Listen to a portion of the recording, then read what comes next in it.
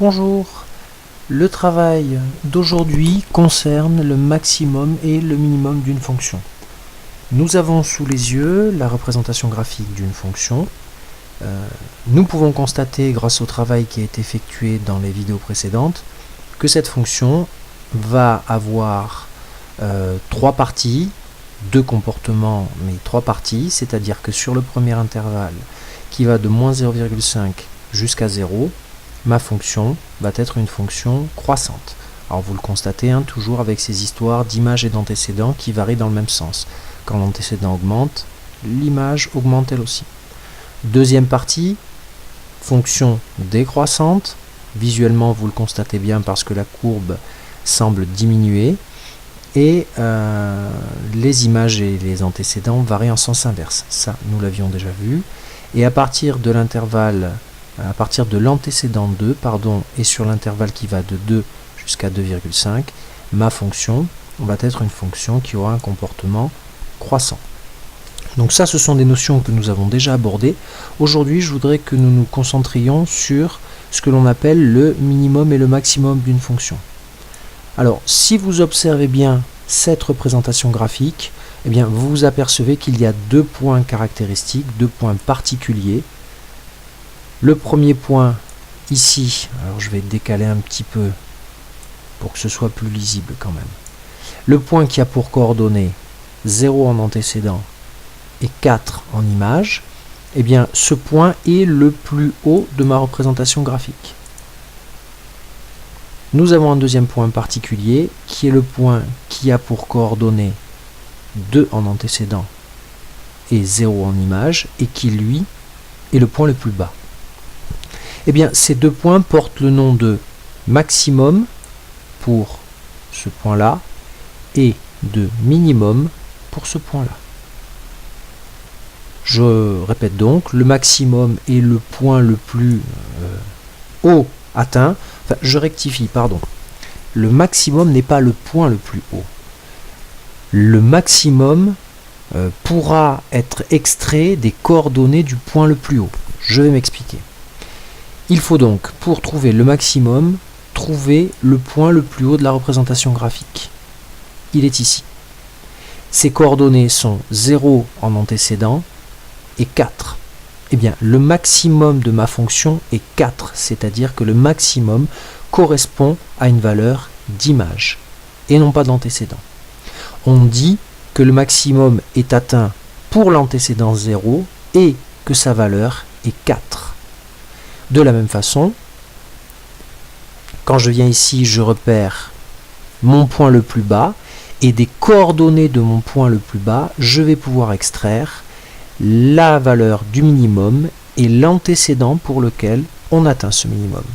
Alors encore une fois, le minimum correspond à une valeur d'image, c'est-à-dire que ici, le minimum est à 0, vous le voyez, et l'antécédent 2 est la valeur de l'antécédent pour laquelle on atteint notre minimum. Ces valeurs, vous pouvez aussi les repérer dans un tableau de variation. Alors, le tableau de variation que je viens d'afficher correspond à la représentation graphique que nous avons sous les yeux. Une première remarque, vous observez ici les valeurs 3,1 et 0,9. 3,1 est l'antécédent de moins 0,5, donc moins 0,5, 3,1. Je peux déplacer mon point ici, voyez, ici, antécédent moins 0,5, image à 3,1. Je vais réafficher le tableau. Dans le cadre d'une détermination d'image ou d'antécédent par un graphique, eh bien, il est possible d'avoir des valeurs qui sont des valeurs arrondies et dans ce cas-là, nous pouvons tolérer une certaine incertitude ou un petit manque de précision. Voilà. Certains d'entre vous ne liront peut-être pas 3,1 mais 3,2. Ce n'est pas très important. Ce qui est important, c'est de bien repérer quelle est la valeur de l'image et quelle est la valeur de l'antécédent. De la même façon, ici, quand je me place à l'antécédent 2,5, eh bien, j'ai lu 0,9, ce n'est pas d'une précision absolue. Mais je le répète, ce n'est pas le plus important. Je reviens à ces notions de minimum et de maximum. Je le répète encore une fois, le maximum et le minimum sont des valeurs d'image.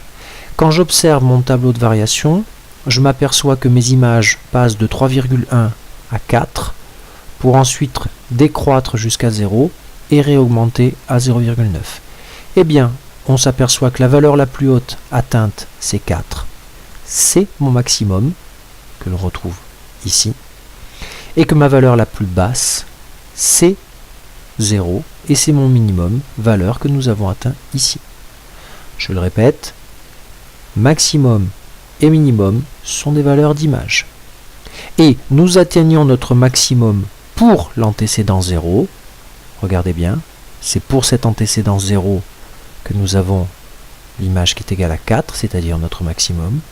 Et c'est pour notre antécédent 2 que nous obtenons la valeur la plus basse, c'est-à-dire le minimum. Voilà. J'insiste bien sur la différence entre image et antécédent, c'est-à-dire que quand on vous demande le maximum ou le minimum d'une fonction, ce sont des valeurs d'image que vous devez donner. Et si on vous demande en quelle valeur, j'ai bien dit en quelle valeur, on atteint ce maximum et ce minimum, et bien à ce moment-là, ça veut dire qu'on vous demande pour quelle valeur d'antécédent vous atteignez le maximum de votre fonction ou le minimum de votre fonction. Voilà. Le maximum et le minimum sont repérables sur votre représentation graphique, ici, très facilement, et aussi en analysant votre tableau de variation. Voilà. Je vous souhaite bon courage pour la suite des opérations, pour tous les autres exercices, et si vous avez des questions, n'hésitez pas à me contacter. Bon courage, au revoir.